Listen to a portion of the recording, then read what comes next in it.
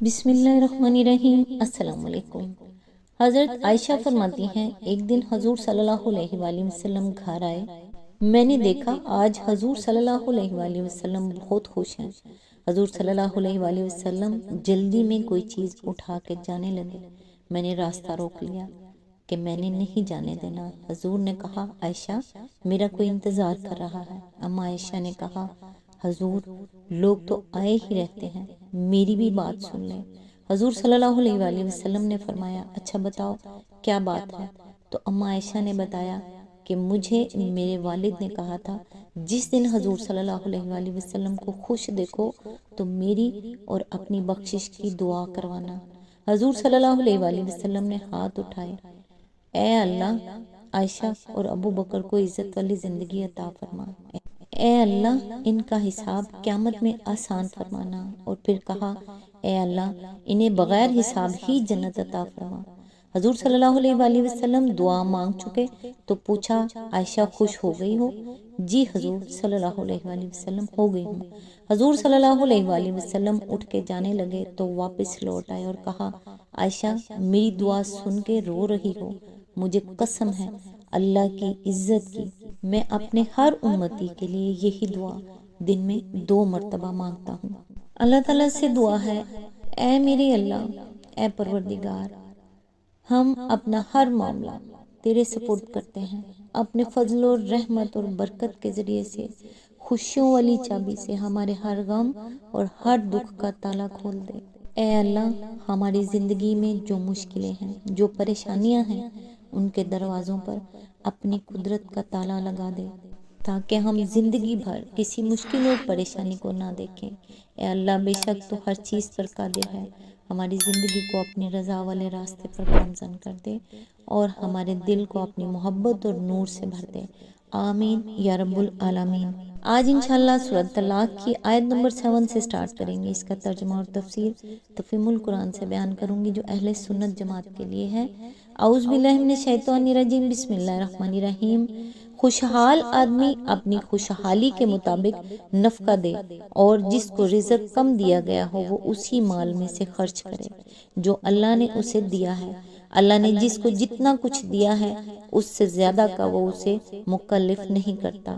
بعید نہیں کہ اللہ تنگ دستی کے بعد فراغ دستی بھی عطا فرما دے۔ آیت نمبر 8، کتنی ہی بستیاں ہیں جنہوں نے اپنے رب اور اس کے رسولوں کے حکم سے سرتابی کی تو ہم نے ان سے سخت محاسبہ کیا اور ان کو بری طرح سزا دی۔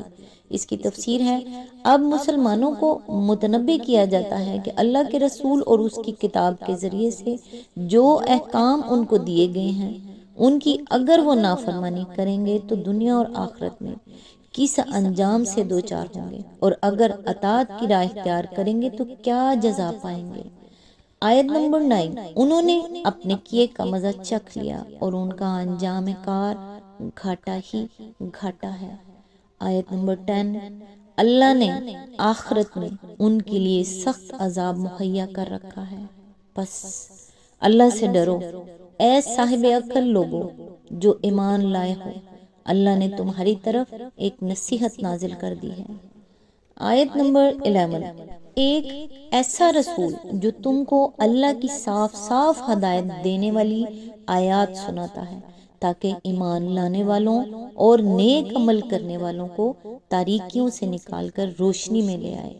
جو کوئی اللہ پر ایمان لائے اور نیک عمل کرے اللہ اسے ایسی جنتوں میں داخل کرے گا جن کے نیچے نہریں بہتی ہوں گی، یہ لوگ ان میں ہمیشہ رہیں گے۔ اللہ نے ایسے شخص کے لیے بہترین رزق رکھا ہے۔ اس کی تفسیر ہے، مفسرین میں سے بعض نے نصیحت سے مراد قرآن لیا ہے اور رسول سے مراد محمد صلی اللہ علیہ وآلہ وسلم، اور بعض کہتے ہیں کہ نصیحت سے مراد خود رسول اللہ صلی اللہ علیہ وآلہ وسلم ہی ہیں، یعنی آپ کی ذات ہمتن نصیحت تھی۔ ہمارے نزدیک یہی دوسری تفسیر زیادہ صحیح ہے، کیونکہ پہلی تفسیر کی روح سے فکرہ یوں بنانا پڑے گا کہ ہم نے تمہاری طرف ایک نصیحت نازل کی ہے اور ایک ایسا رسول بھیجا ہے۔ قرآن کی عبارت میں اس تبدیلی کی آخر ضرورت کیا ہے، جبکہ اس کے بغیر ہی عبارت نہ صرف پوری طرح بامعنی ہے بلکہ زیادہ پر مبنی بھی ہے۔ اسی آیت کے ضمن میں آگے فرمایا، یعنی جہالت کی تاریکیوں سے علم کی روشنی میں نکال لائے۔ اس ارشاد کی پوری اہمیت اس وقت سمجھ میں آتی ہے جب انسان طلاق، عدت اور نفقات کے متعلق دنیا کے دوسرے قدیم اور جدید آئلی قوانین کا مطالعہ کرتا ہے۔ اس تقابلی مطالعے سے معلوم ہوتا ہے کہ بار بار کی تبدیلیوں اور نت نئی قانون سازیوں کے باوجود آج تک کسی قوم کو ایسا معقول اور فطری اور معاشرے کے لیے مفید قانون میسر نہیں آ سکا ہے جیسا اس کتاب اور اس کے لانے والے رسول اللہ صلی اللہ علیہ وآلہ وسلم نے 1500 برس پہلے ہم کو دیا تھا، اور جس پر کسی نظر ثانی کی ضرورت نہ کبھی پیش آئی نہ پیش آ سکتی ہے۔ یہاں اس تقابلی بحث کا موقع نہیں ہے، اس کا محض ایک مختصر سا نمونہ ہم نے اپنی کتاب حقوق الزوجین کے آخری حصے میں درج کیا ہے، لیکن جو اصحاب علم چاہیں وہ دنیا کے مذہبی اور لا دینی قوانین سے قرآن و سنت کے اس قانون کا مقابلہ کر کے خود دیکھ لیں۔ آیت نمبر 12، اللہ وہ ہے جس نے 7 آسمان بنائے اور زمین کی قسم سے بھی انہی کے ماند ان کے درمیان حکم نازل ہوتا رہتا ہے۔ یہ بات تمہیں اس لیے بتائی جا رہی ہے تاکہ تم جان لو کہ اللہ ہر چیز پر قدرت رکھتا ہے، اور یہ کہ اللہ کا علم ہر چیز پر محیط ہے۔ اس کی تفسیر ہے، انہی کی مانند کا مطلب یہ نہیں ہے کہ جتنے آسمان بنائے اتنی ہی زمینیں بھی بنائیں، بلکہ مطلب یہ ہے کہ جیسے متعدد آسمان اس نے بنائے ہیں ویسی ہی متعدد زمینیں بھی بنائی ہیں، اور زمین کی قسم سے مطلب یہ ہے کہ جس طرح یہ زمین جس پر انسان رہتے ہیں اپنی موجودات کے لیے فرش اور گہوارہ بنی ہوئی ہے، اسی طرح اللہ تعالیٰ نے کائنات میں اور زمینیں بھی تیار کر رکھی ہیں جو اپنی اپنی آبادیوں کے لیے فرش اور گہوارہ ہیں۔ بلکہ بعض مقامات پر تو قرآن میں یہ اشارہ بھی کر دیا گیا ہے کہ جاندار مخلوقات صرف زمین ہی پر نہیں ہیں، عالم بالا میں بھی پائی جاتی ہیں۔ مثال کے طور پر ملاحظہ تفہیم القرآن جلد 4 سورہ شورى آیت نمبر 29 حاشیہ نمبر 50۔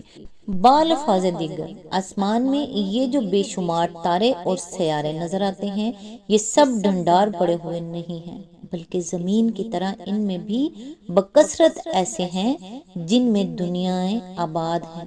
قدیم مفسرین میں سے صرف ابن عباس ایک ایسے مفسر ہیں جنہوں نے اس دور میں اس حقیقت کو بیان کیا تھا جب آدمی اس کا تصور تک کرنے کے لیے تیار نہ تھا کہ کائنات میں اس زمین کے سوا کہیں اور بھی ذی عقل مخلوق بستی ہے۔ آج اس زمانے کے سائنسدانوں تک کو اس کے امر واقع ہونے میں شک ہے، کجا کے 1400 برس پہلے کے لوگ اسے بآسانی باور کر سکتے۔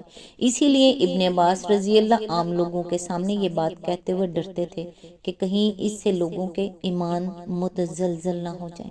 چنانچہ مجاہد کہتے ہیں کہ ان سے جب اس آیت کا مطلب پوچھا گیا تو انہوں نے فرمایا، اگر میں اس کی تفسیر تم لوگوں سے بیان کروں تو تم کافر ہو جاؤ گے، اور تمہارا کفر یہ ہوگا کہ اسے جھٹلاؤ گے۔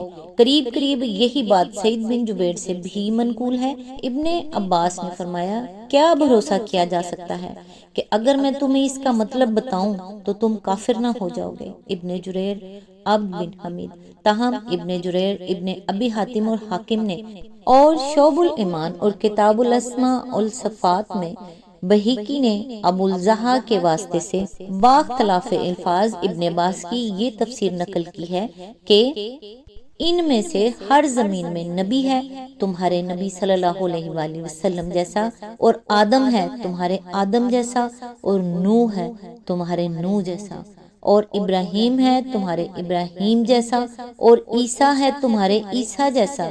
اس روایت کو ابن حجر نے فتح الباری میں اور ابن کثیر نے اپنی تفسیر میں بھی نقل کیا ہے، اور امام ذہبی نے کہا ہے کہ اس کی سند صحیح ہے، البتہ میرے علم میں ابو الضحیٰ کے سوا کسی نے اسے روایت نہیں کیا ہے، اس لیے یہ بالکل شاذ روایت ہے۔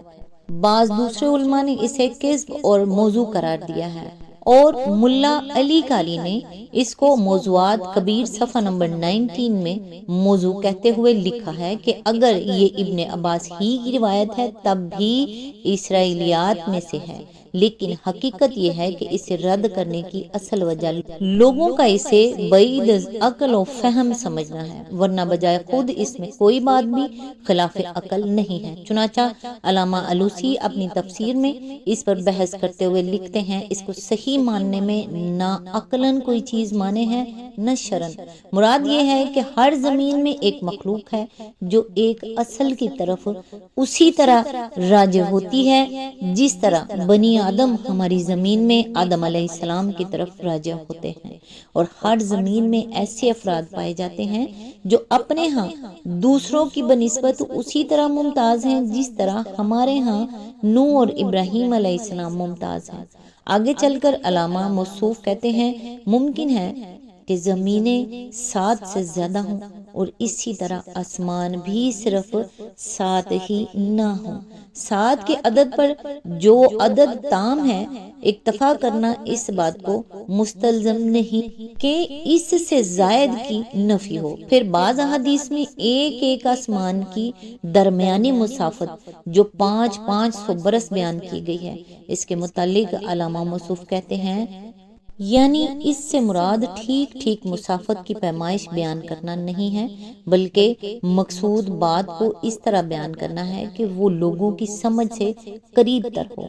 یہ بات قابل ذکر ہے کہ حال ہی میں امریکہ کے رینڈ کارپوریشن نے فلکی مشاہدات سے اندازہ لگایا ہے کہ زمین جس کہکشاں یعنی گلیکسی میں واقع ہے، صرف اسی کے اندر تقریباً 60 کروڑ ایسے سیارے پائے جاتے ہیں جن کے طبعی حالات ہماری زندگی سے بہت کچھ ملتے جلتے ہیں، اور امکان ہے کہ ان کے اندر بھی جاندار مخلوق آباد ہو۔ اکنامسٹ لندن، مورخہ 26 جولائی 1969۔ یہاں پر سورہ طلاق مکمل ہوئی۔ نیکسٹ انشاءاللہ سورہ التحریم کی آیت نمبر 1 سے سٹارٹ کریں گے۔ تب تک کے لیے دعاؤں میں یاد رکھیے گا۔ اللہ حافظ۔